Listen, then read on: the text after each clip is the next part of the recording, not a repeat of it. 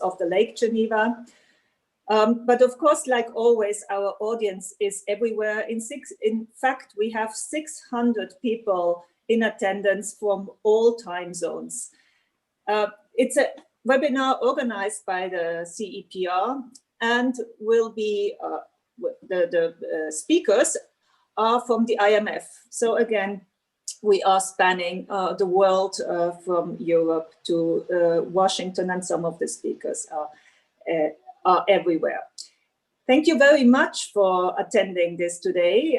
Thank you also to my class who is in attendance and who have actually read the wheel in advance and have many questions that they have already sent in advance, and that I hope we will have time to answer in the course of this webinar. We have an excellent roster of speakers, starting with Gian Milesi-Ferretti, who will give an overview of the World Economic Outlook chapter in the that was published very recently, and it's the overall chapter. And then we will concentrate on the two analytic chapters, the chapter number 2 and chapter number 3 of the wheel. And we will then, the presentation should take no more than 15 minutes, and then we will have time for question and answers. We have reserved 1 hour for this webinar. So it's a pleasure for me to start handing over to Gian Maria for his first introduction, and then I will introduce the speakers for the second and third chapter as we go. For the participants who want to send in questions, please, as always, use the chat function and use it frequently and use it quickly. We have, as I said, already a lot of questions coming in. So, Gian Maria, the floor is yours. Please start your presentation. Thank you very much, Beatrice. It's very nice of you, CEPR, and of the Graduate Institute to host this event. And I'm going to now start sharing my screen. Hopefully that worked. Can you see my slides? Yes, we can. Okay, great. So let me start quickly by telling you that we issued the World Economic Outlook about 5 weeks ago. And I want to give you a flavor of the contents and also a flavor of what has changed in the Outlook since we published the report. So I will start with this slide, which summarizes really the sort of backward-looking part of our story. We always in the wheel compare what we have seen with what we were predicting a couple of, 3 months before in the previous forecast, which we issued in June. And as you know, the world economy was really in a tailspin in the second quarter. It was a dramatic contraction, really unprecedented contraction as a consequence of social distancing and lockdowns. But in the end, the contraction was marginally less severe than we had forecast in June. It was still awful, but marginally less awful, which was one small positive for our forecast. The second element has been the third quarter, the reopening quarter. And we were predicting a pickup in activity from the trough of the second quarter. But pickup in activity which would be only partial, would not really bring you back to the level of activity you had before the virus, because, of course, you have a number of contact-intensive sectors still struggling. And the signs of the pickup ex post have been even stronger than we were anticipating. We had a number of GDP releases for the third quarter, which looked better than we had anticipated back in June, and also better than we anticipated in the forecast I'm going to present to you. Particularly, we've seen improvements in most advanced economies. Again, make no mistake, we are still in very deep recessions with GDP levels substantially below pre-pandemic levels. But again, activity has come back a bit more rapidly.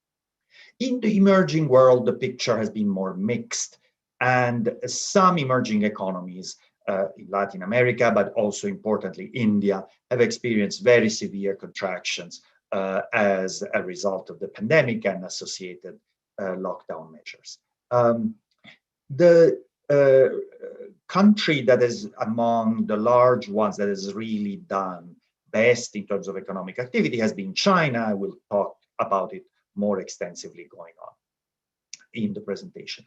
And markets have remained quite optimistic after going in a tailspin in March. They've really recovered very, very strongly. And so you would see a balance of signs that, while again in a very difficult situation, would tend to the positive. But unfortunately, as you all know, case loads are rising worldwide. They're rising particularly in Europe and the United States. Europe, in both cases, a strong second wave, although the US, sort of the first wave never really ended. And that is clearly a sign of concern for what will happen during the 2 quarters of worse weather in the Northern Hemisphere, the 4th quarter and the 1st quarter of next year. This recession would have been even more dramatic had policymakers not implemented massive policy support that has really helped to prevent worse outcomes. I think a clear evidence of that is the turnaround in market sentiment when major central banks acted very aggressively in March. We had seen dramatic declines in stock prices, widening of spreads, outflows from emerging economies, countries shut out of international capital markets. And then with this very aggressive monetary policy actions, as well as aggressive and timely fiscal actions, especially in advanced economies, sentiment turned around to the point that we, many analysts and we ourselves worry to some extent about markets being over-optimistic compared to what is happening in the real economy. You have there a number of charts that show measures of the fiscal stance, but I would focus in particular on announced fiscal measures. This was again dated as of our report.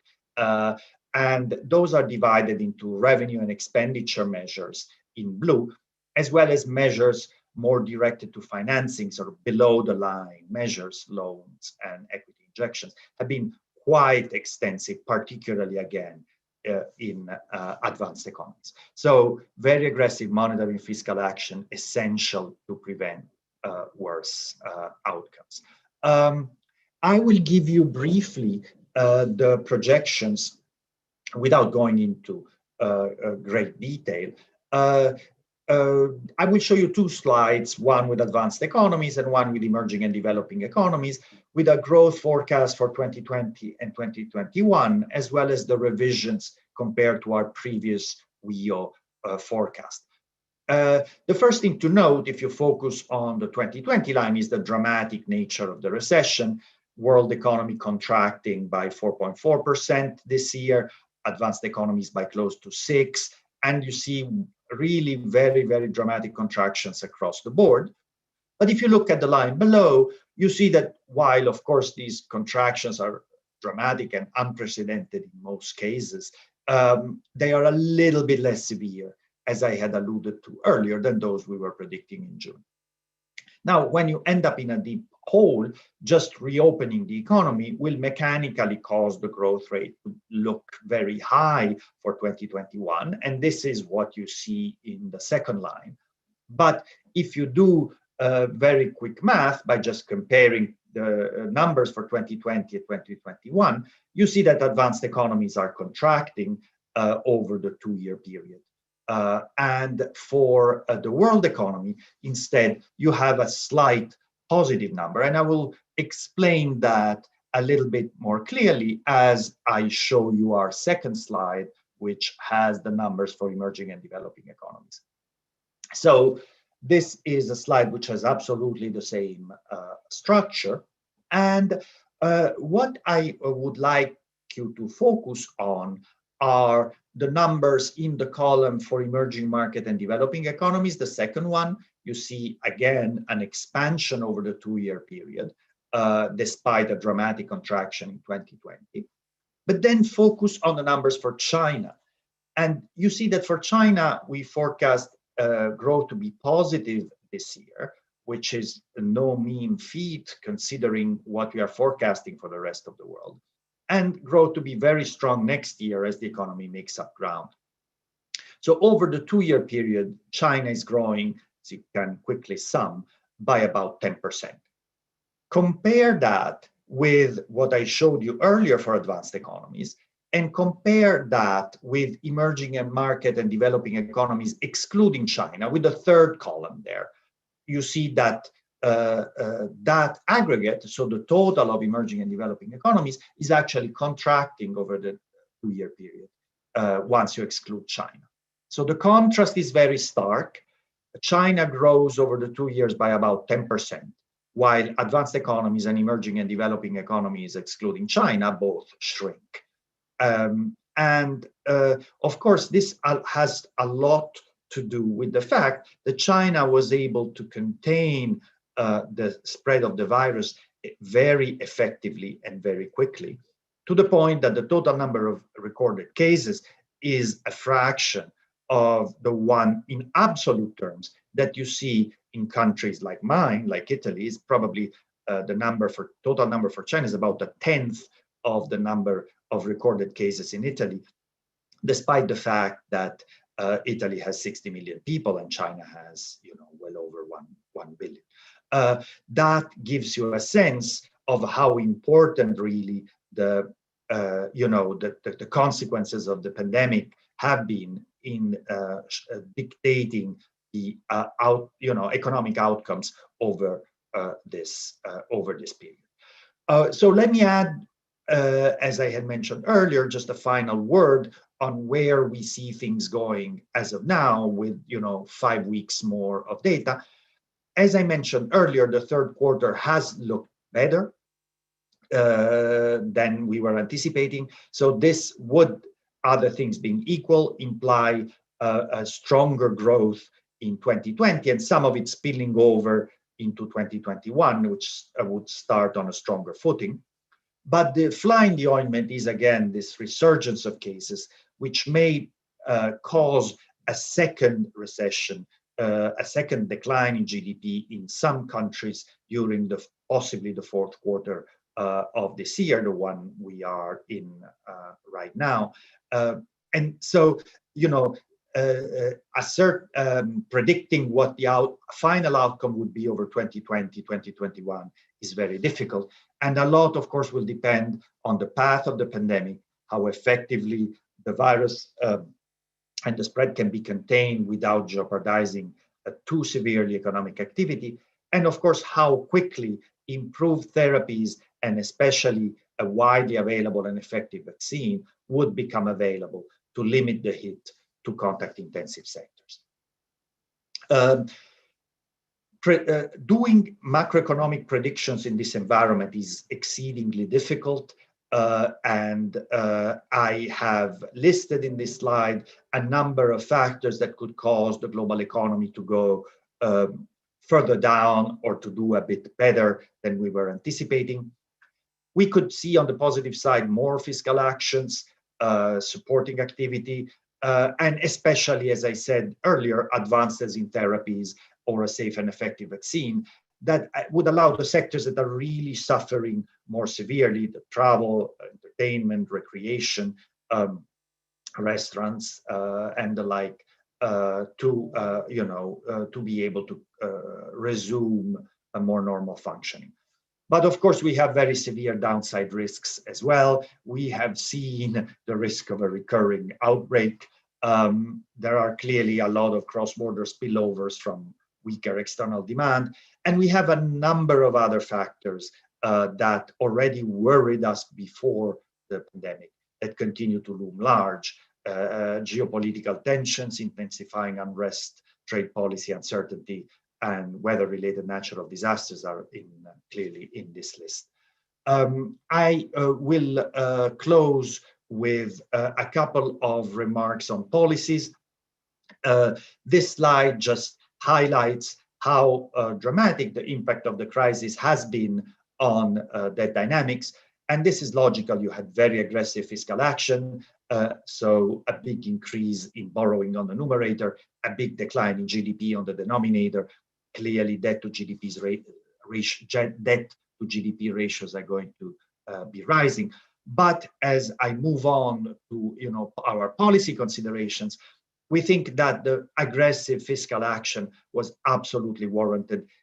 It's a lesson learned from the global financial crisis. It is absolutely essential to keep the connective tissue of the economy alive, to allow economies to restart on a sounder footing as restrictions are lifted. I have here a number of other general policy considerations. Clearly, the support for healthcare systems and funding for vaccine are super important. And there are issues that really go beyond national borders, and they should be coupled with providing financial support for constrained countries, because not everybody is able to act as aggressively as advanced economies that have access to markets and fiscal space. The report also goes into policies to address medium-term challenges. A lot of them predate the pandemic. I have them here on the screen. I leave them there for you in the interest of time. And again, thank you very much. And I will be very happy to take questions at the end. Over to you, Bea. Thank you. Thank you, Gianmaria, for this overview of the numbers. And now we move immediately to Damiano, Sandri, and Francesco Grigoli is also with us, two of the authors of the second chapter, The Great Lockdown, Dissecting the Economic Effects. Please, Damiano, the floor is yours. Thank you, Beatrice, for hosting this event. I'm trying to share the screen. I don't know if it's coming up already. Yes, it is. Okay, very good. So let me get started. So chapter 2 of the World Economic Outlook, the title is The Great Lockdown, Dissecting the Economic Effects. This is joint work with Francesca Caselli, Francesco Grigoli, and Gian. Now, in terms of motivation, as Gianmaria already described quite well, as we all know, during the first half of this year, the COVID-19 pandemic really hit the global economy very hardly. Governments throughout the world imposed very stringent lockdowns, and we have seen essentially a drop in GDP activity really throughout the entire globe. Now, against this background, what we try to do in the chapter is to shed some light on what was the role of government lockdowns. In particular, we start first by examining to what extent was the economic contractions due to government lockdowns rather than to people deciding to voluntarily social distancing themselves. Secondly, we ask if lockdowns were successful in reducing the number of infections. We also compare more milder form of lockdowns with more stringent ones, asking what were the economic and epidemiological effects of each of these two forms of lockdowns. And finally, in the chapter, we also document how the effect of lockdowns can differ quite substantively across different gender and age categories. Now, of course, these questions are quite important, not only to understand better retrospectively the nature of the crisis, but also to inform the current policy debate, since, as we know, many countries are confronting a strong resurgence of the virus. Now, let me start, therefore, with the first part of the chapter that tries to understand what were the factors driving the economic contractions during the first half of the year. Now, what we do is to use an empirical framework to analyze the impact of lockdowns on high-frequency indicators, such as, for example, indicators of mobility, which are provided by Google for more than 100 countries. Now, as we know, identifying the causal effect of lockdowns can be quite challenging because these measures are endogenous policy decisions. In particular, countries are putting in place more stringent lockdown measures when the epidemic in the country is becoming more severe. Therefore, what we do, first of all, is to look at the effect of lockdowns on mobility, controlling for the stage of the country's epidemic. Furthermore, to improve identification, we also show that our results are robust to using subnational data in the identification.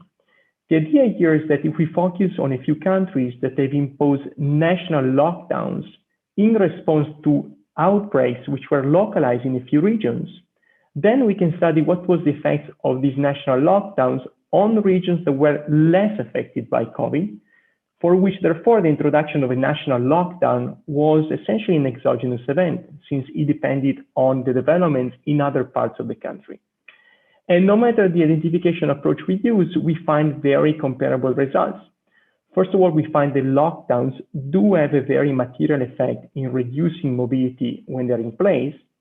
But besides lockdowns, mobility also declined very severely during the crisis because people decided to voluntarily refrain from social interactions and they tended to isolate themselves when infections started to increase.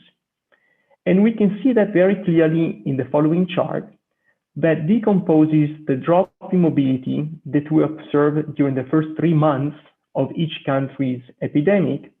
And it decomposes it into the contribution in reducing mobility coming from the adoption of government lockdowns, the blue bars, and the contribution coming from voluntary social distancing.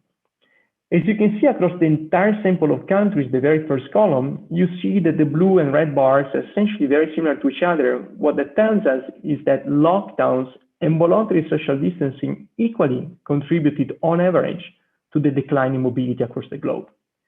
Now, if you break into categories of countries, what you see is that the contribution of lockdowns was larger in low-income countries, while voluntary social distancing was more prevalent in advanced economies.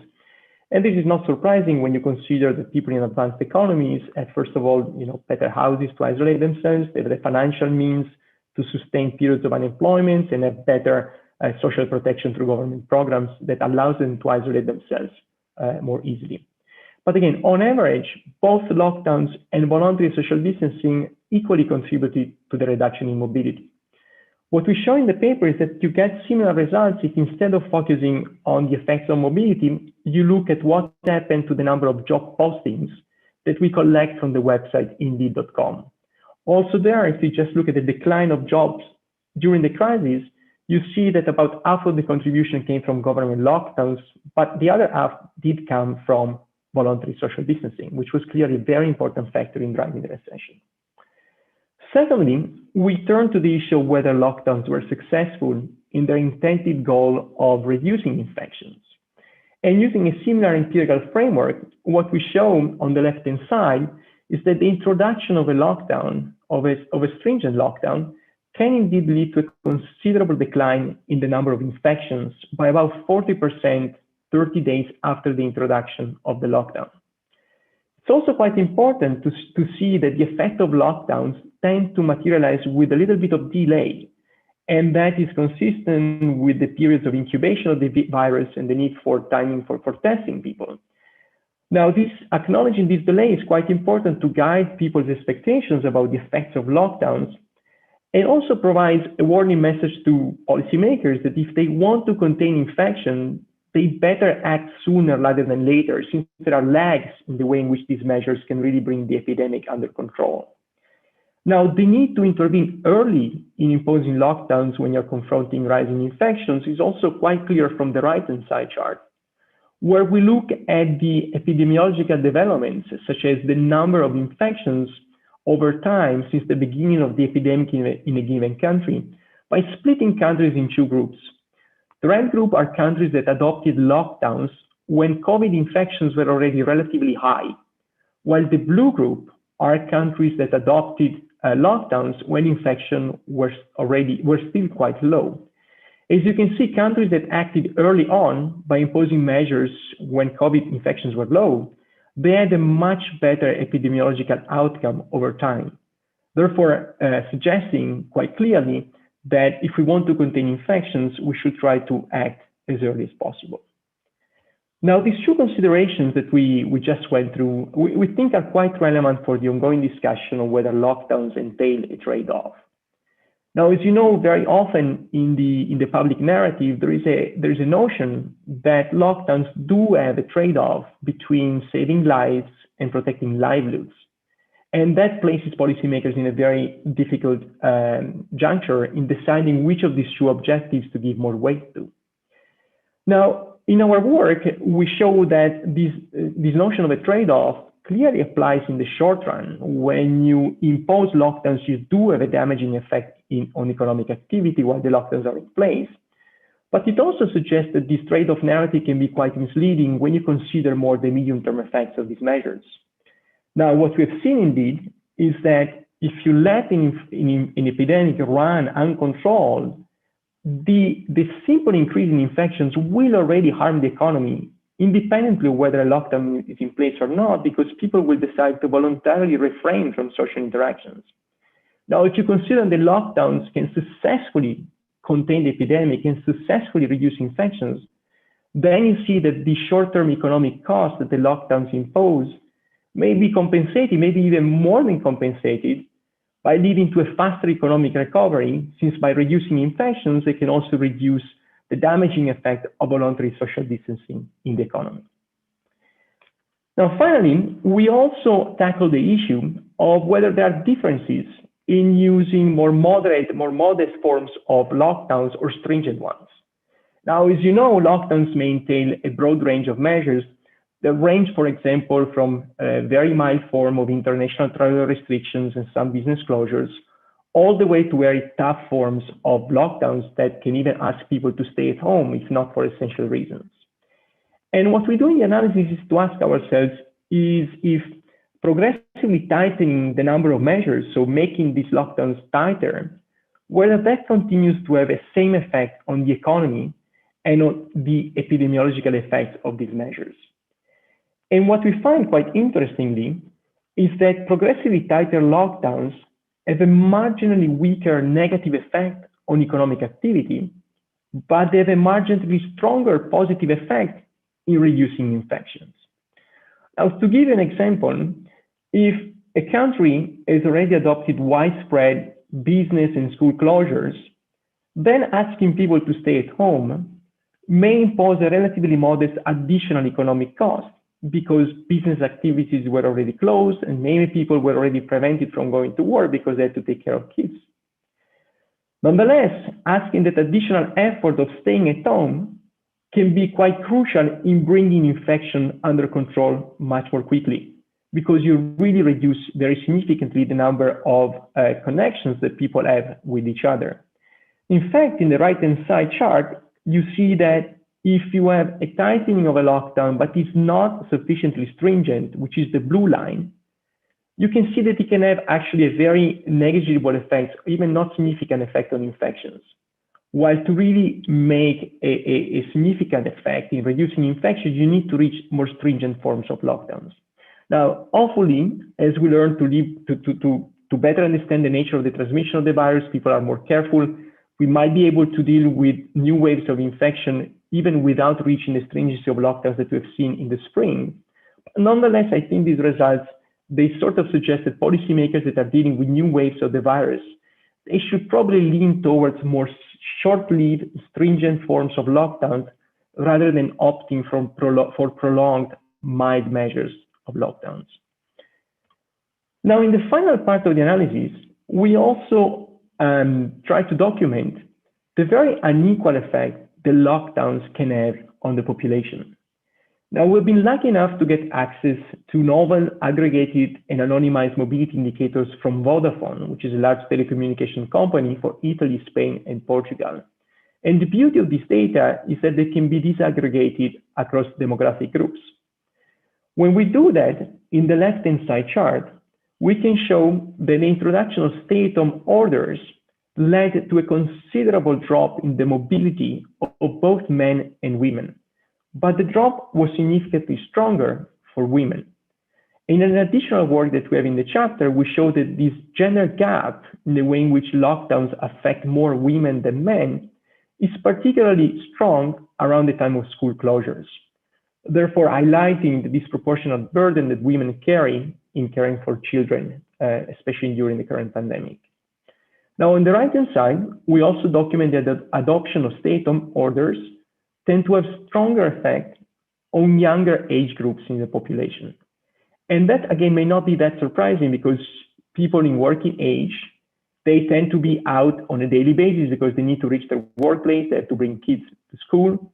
And there is where stay-at-home orders can really change quite severely their mobility patterns presumably with large effects on their income earning ability. Now, of course, these findings, they should serve as an important warning against the possible widening in gender and intergenerational inequality.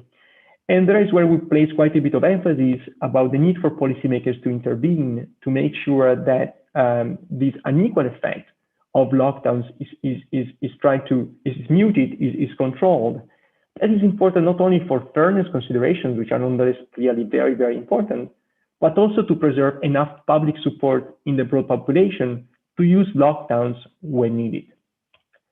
Now, let me therefore conclude by summarizing the key takeaways of our work.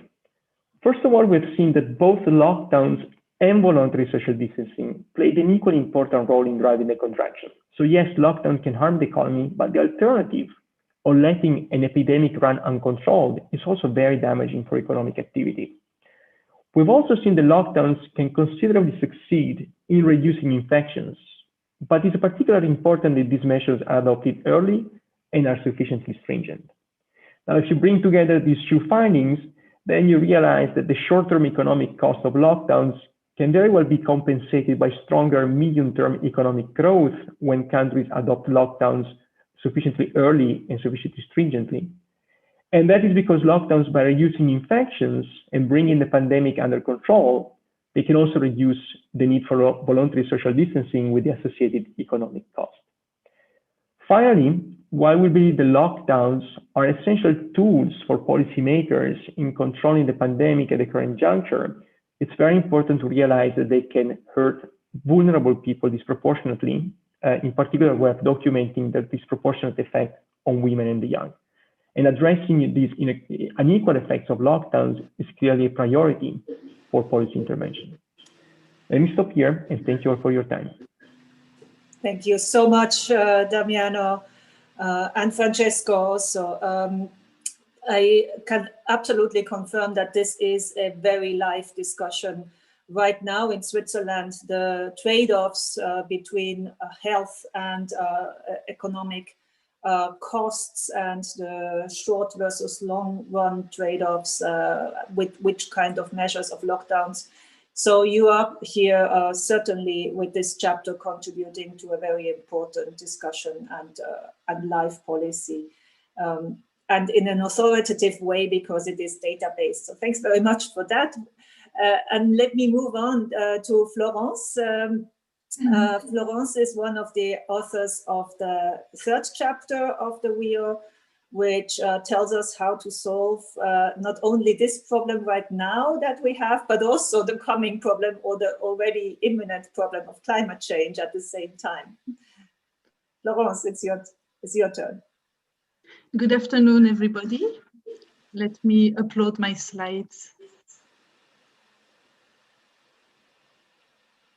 We can see them, yes.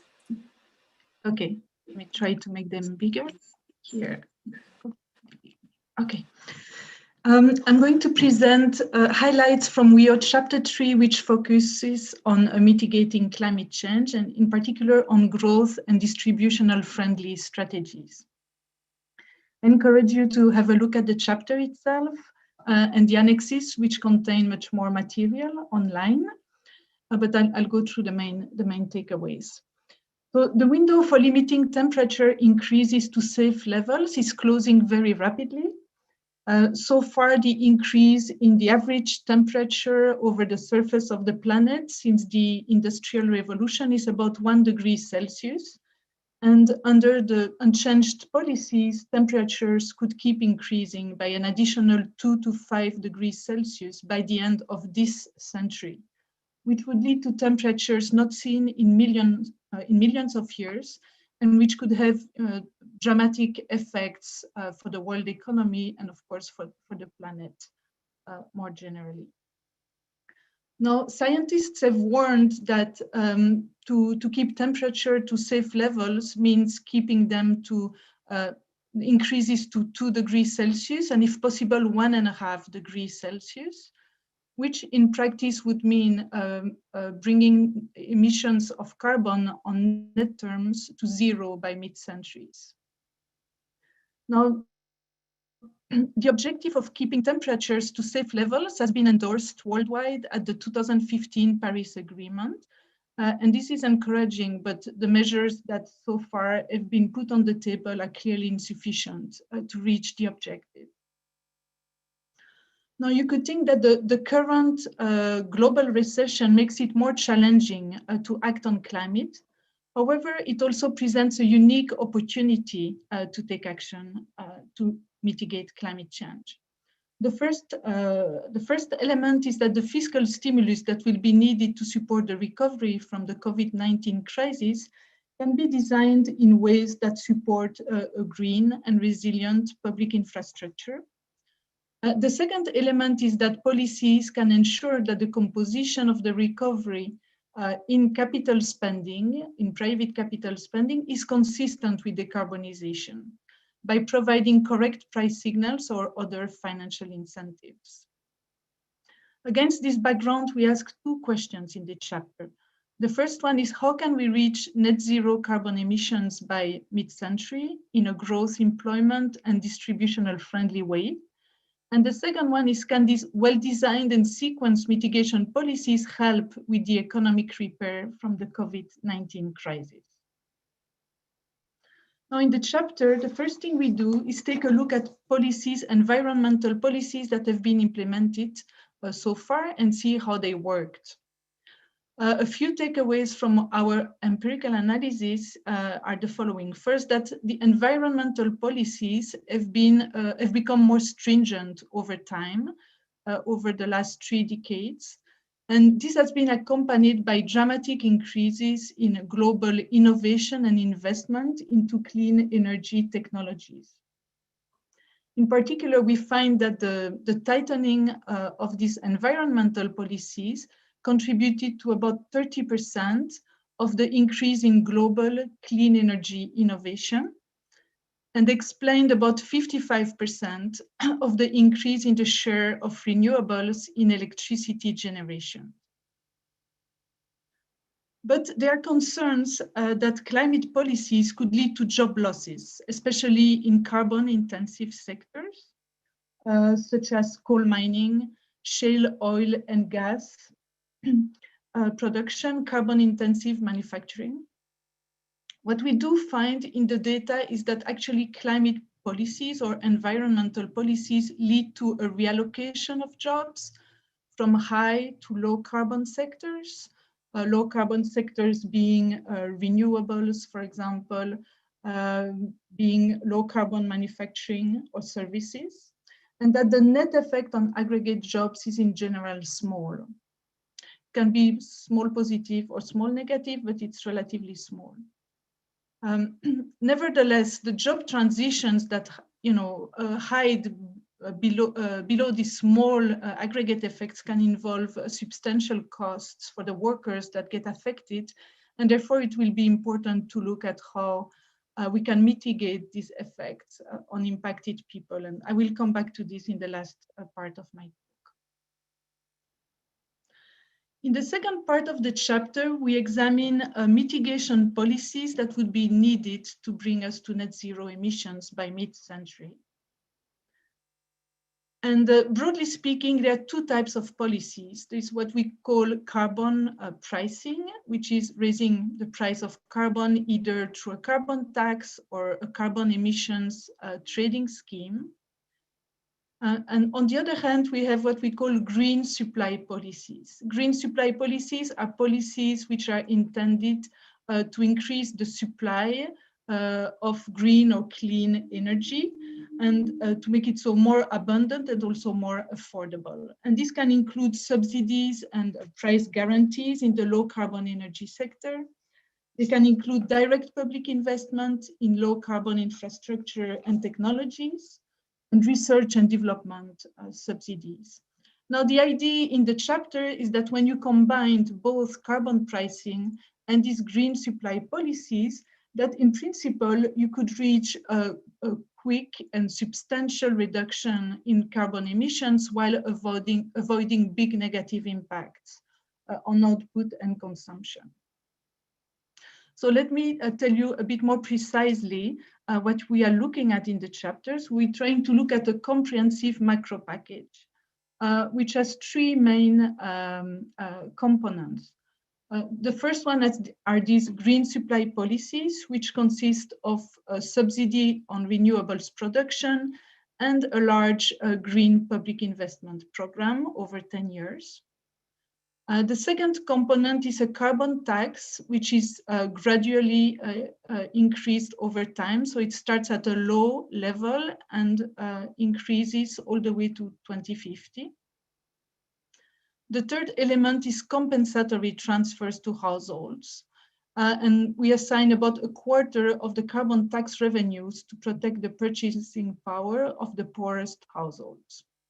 Of course, there is also a macro element.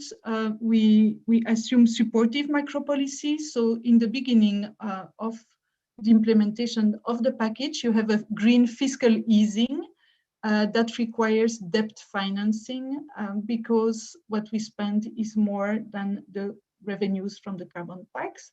But this is happening in a context of low for long interest rates, so relatively cheap financing costs. Now we simulate this policy package using a global macro model, which is the G-cubed model from McKibben and Wilcoxon. And we link emissions to temperature and damages from climate change using an integrated assessment model from Hassler, Krusell, and Olofsson. Now, let me describe to you briefly, the main mechanisms underlying the policy package. So the takeaway is that the policy package boosts output and employment in the first about 10 years, supporting the recovery from the COVID-19 crisis. And thereafter, the costs of the transition are relatively moderate. Now, both elements of the package, the carbon pricing and the green supply policies, play a key role. If you look at the left side chart that shows you carbon emissions, the red line is basically baseline emissions under unchanged policies, which keep growing. What you can see in the chart is that the green layer does reduce significantly emissions from the baseline, focusing on the green line here. But then the carbon pricing does a lot of the work. So if you look at the blue line at the bottom, you see that it contributes the bulk of emissions reduction.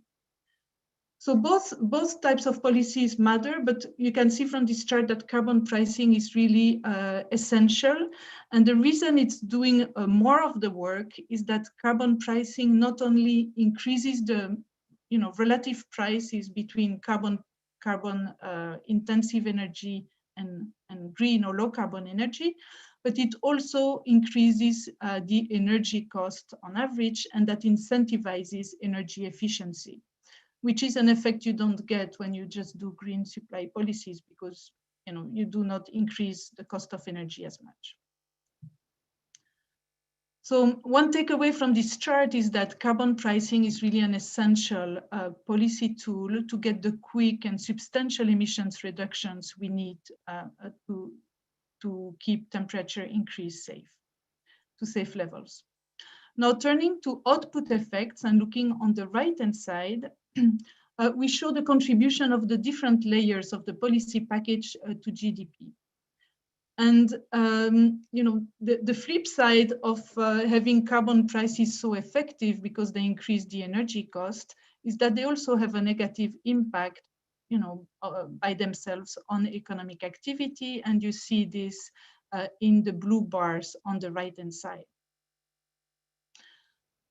However, the green supply policies do tend to boost output, and you see this in the green bars. They do this in the short term because they boost aggregate demand. We have a fiscal stimulus, but also in the medium to long term because they increase the productivity in low carbon sectors, and therefore they incentivize more private investment in those sectors. Now, over the first 10, 15 years or so, The effect of the green stimulus is relatively large, and it's comfortably so that it offsets, more than offsets, the cost of the carbon tax. So you do get a boost to output. Over time, as carbon taxes are increased, you can see that the drag on output grows and becomes negative, slightly negative, reaching about 1% of baseline GDP by mid-century. So that's what you see in the little, red diamond. Now, this 1% of baseline GDP by 2050 is actually quite manageable when you think about it, because hidden in the baseline, here we're just showing deviation from baseline, but hidden in the baseline is a lot of growth. You know, between now and 2050, the global economy is expected to grow by about 120%. So this 1% cost is not very large.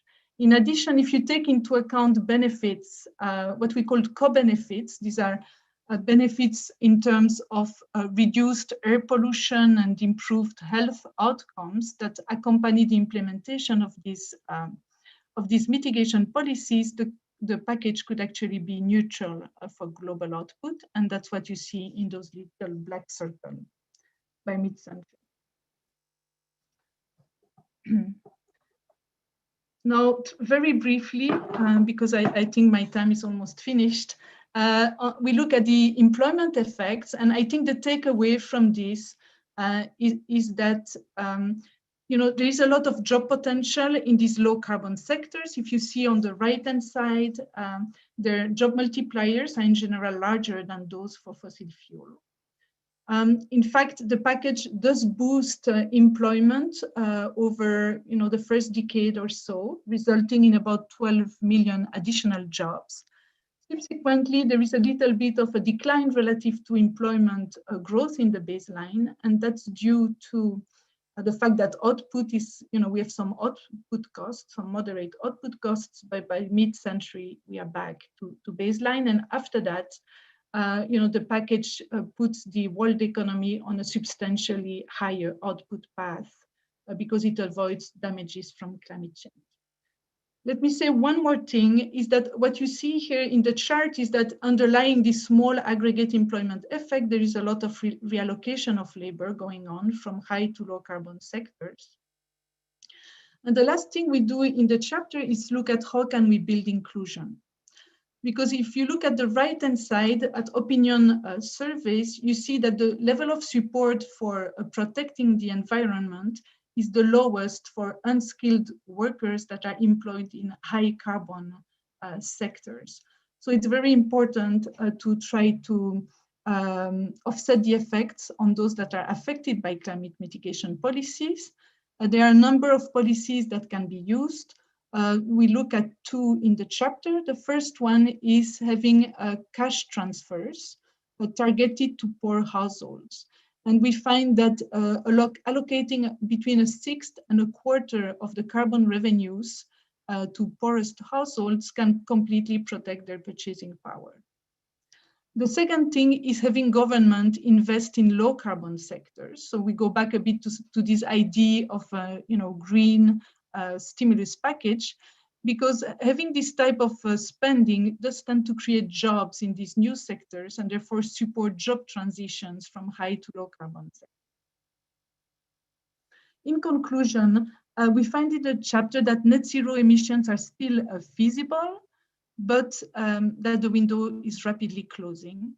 We recommend combining two types of policies, an initial green investment push, because that's key to support the recovery in the short term from the COVID-19 crisis, but it's also laying out foundations for an easier transition to a low carbon economy, and combining this with carbon pricing, which is key to reduce emissions. Last but not least, it's important to make sure this transition is fair, by compensating lower income households and supporting job transitions to these new sectors. Thank you.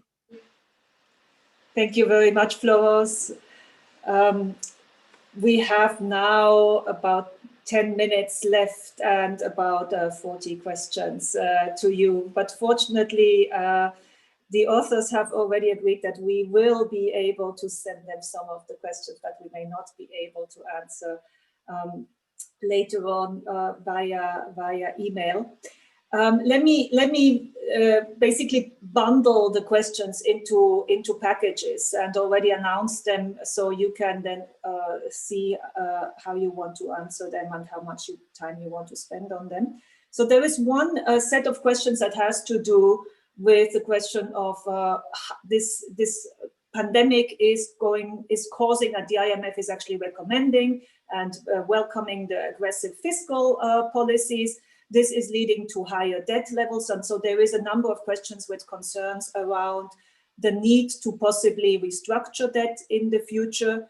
And the second related question is when and how quickly should taxes be starting to raise and expenditures be reduced. So one of the questions in the Q&A that got a lot of points, and people really want to hear from the IMF on its stance for this macro fiscal policy question over time. I guess that is probably a question to Gian Maria, but whoever wants to answer it is welcome. Then for Florence, a question related to the whole package that you are advocating here, which is actually very nicely balanced. But one of the interesting points is that in the short run, the green subsidies and the green investment are causing and helping to create a boom. But what if governments only implement that? They only they like the green investment, but not the carbon tax side. And the related question to that is, what about the IMF? Could IMF conditionality, for instance, in the context of a debt restructuring, that's a concrete question, be related to introducing carbon taxes in the future? And then relating to the lockdown and its economic effects, I have a series of questions around its effects on poverty and inequality on both ends. So how do you estimate the effect of lockdowns on the increase in inequality? And one question is around the fact that for the very top end of the distribution, especially those people who held and invested in equity during the first or second quarter of this year, in fact, wealth increased quite substantially. So the gap is increasing. What does the IMF say to this type of problem? And again, question, given your results, should IMF conditionality somehow be linked to the type of lockdowns that countries, or type of lockdown policies that countries implement?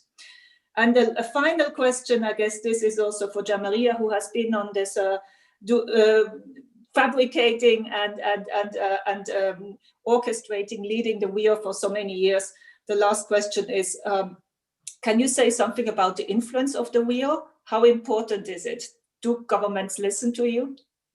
So in whatever order you want to actually, let me call the order, we go in reverse order. For you first, Florence. Sure.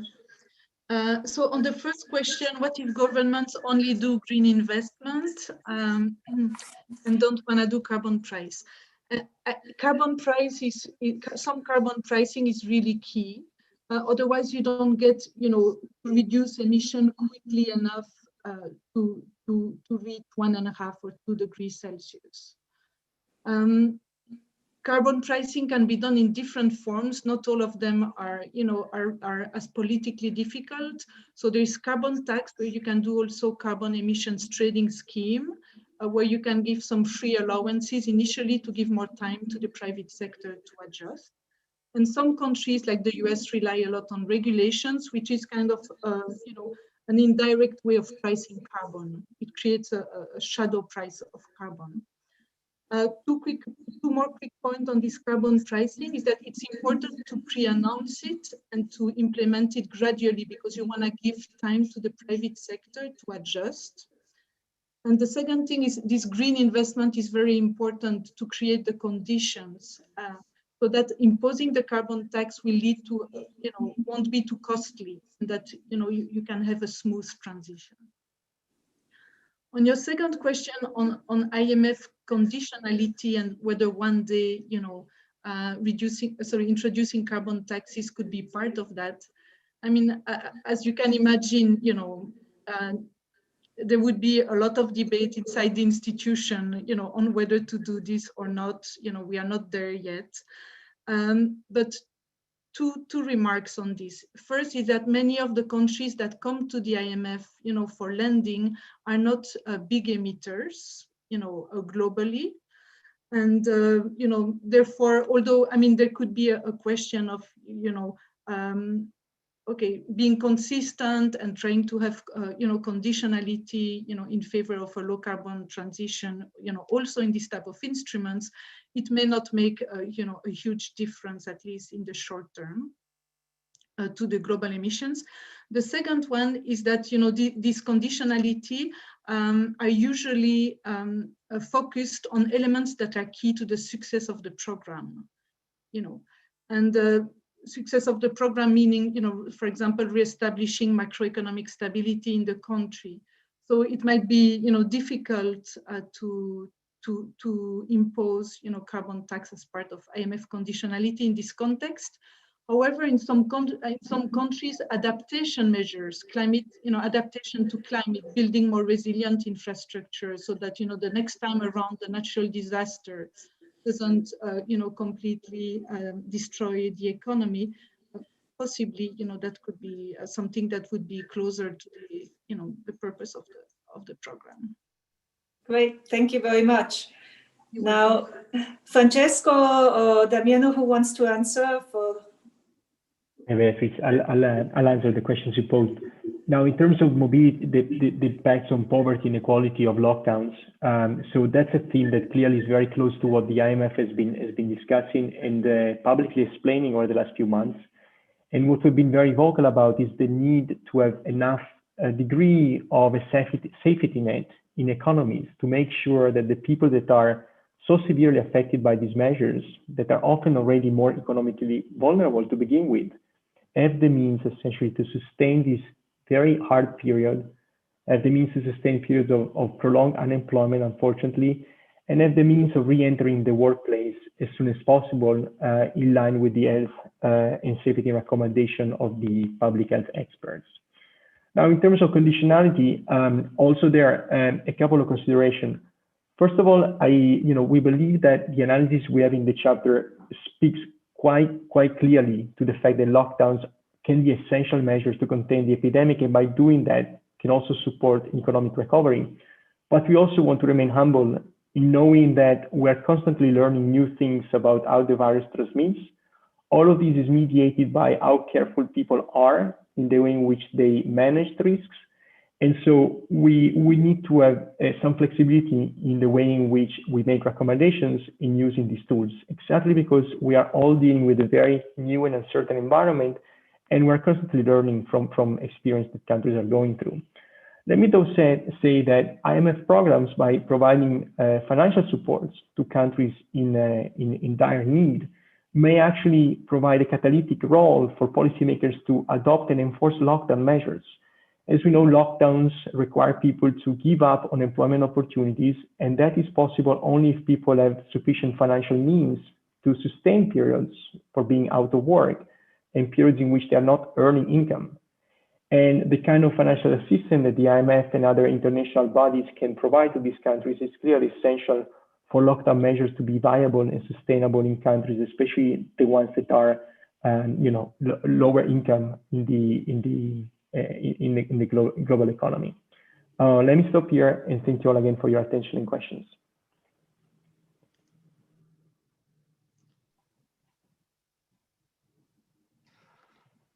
Gian Maria.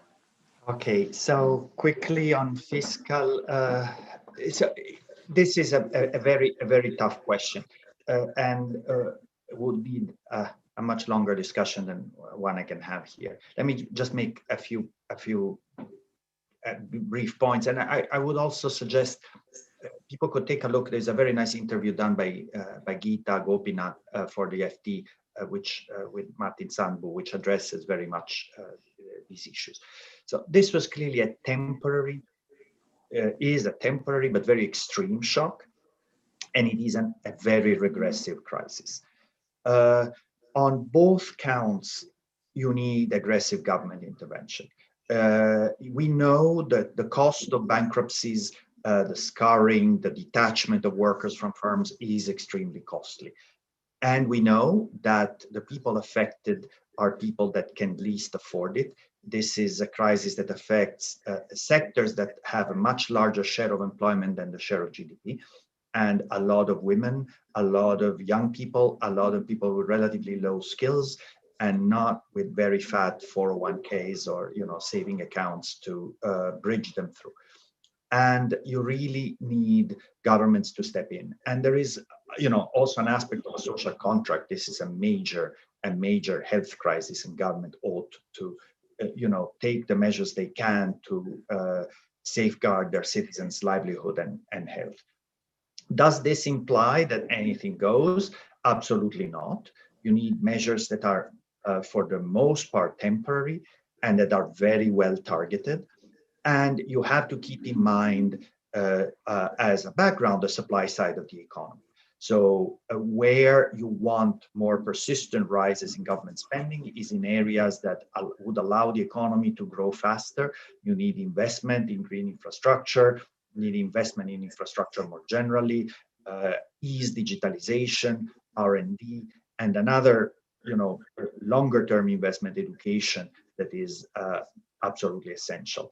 There will be very important trade-offs to be addressed as the situation normalizes, and how governments will address it. More progressive taxation, reducing spending in other less, lower priority areas are going to be difficult trade-offs to be faced. Will this imply that countries will avoid that crisis? We just don't know. Some countries are having debt restructuring, and where this is necessary, we need to ensure that this is done in the least disruptive way possible. And for poorer countries, where the possibility of intervening as aggressively as richer countries does just not exist, we need the international community to step in with debt forgiveness, with forbearance, with easier terms of borrowing for these countries. And we need to be prepared for the risk that you may have other accidents down the road, particularly if the pandemic turns out to be more persistent than it currently is. But we need to fight the war now, and we need to win the war now. And there is just, as we see, there is just no alternative. What the alternative is to save now, to have a ton of firms go bankrupt, and when the economy reopens, the economy just does not restart. And the denominator of the debt to GDP ratio is going to kill you anyway. So I don't think this is a solution. But clearly, you need to be very, very wary of permanent increases in spending, of things slipped in spending bills that have consequences that extend way beyond the pandemic and that are not really justified by it.